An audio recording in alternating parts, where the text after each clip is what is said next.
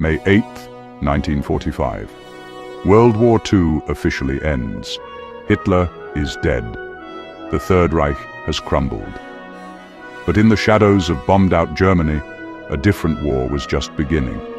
While Allied forces celebrated victory, thousands of Nazi war criminals were already executing the most audacious escape plan in history. They called it the Ratlines. And what happened next would haunt the world for decades.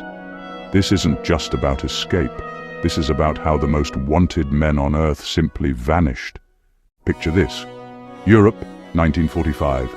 Cities in ruins. Millions displaced. Chaos everywhere. But for Nazi SS officers, concentration camp commanders, and war criminals, chaos meant opportunity. They knew capture meant death. So they activated a network so sophisticated, so well connected, that it would make modern intelligence agencies jealous. The Ratlines weren't random escape routes.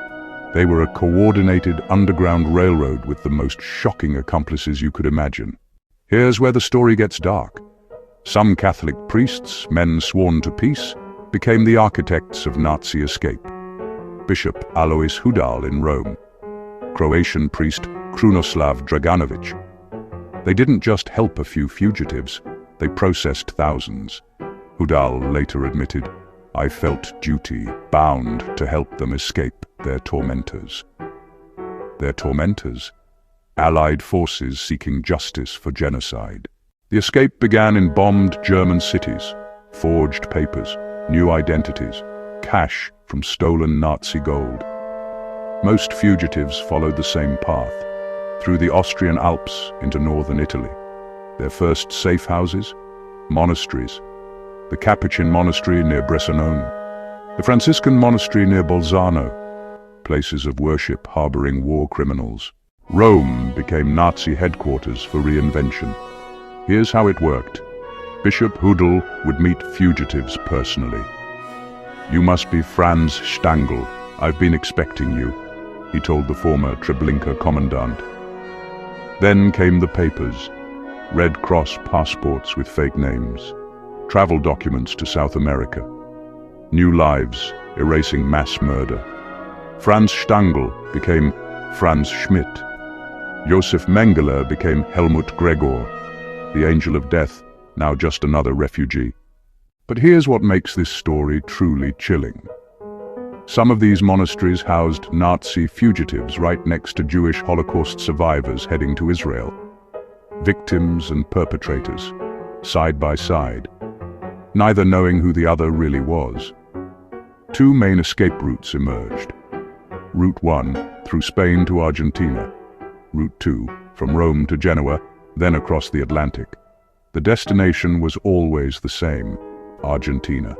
President Juan Perón didn't just welcome Nazis, he recruited them. Why? Perón saw the Nuremberg trials as an insult to military honor. He wanted their scientific knowledge, their military expertise, their loyalty to authoritarian rule. The numbers are staggering.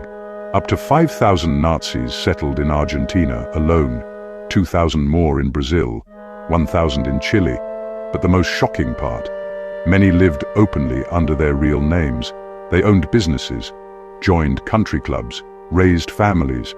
Adolf Eichmann worked at a Mercedes-Benz factory in Buenos Aires for 10 years. His neighbors had no idea they lived next to the architect of the Holocaust.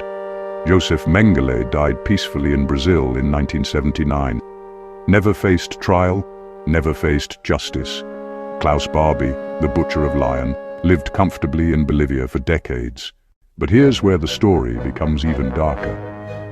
The Ratlines weren't just about Nazi self-preservation. American intelligence agencies used them too.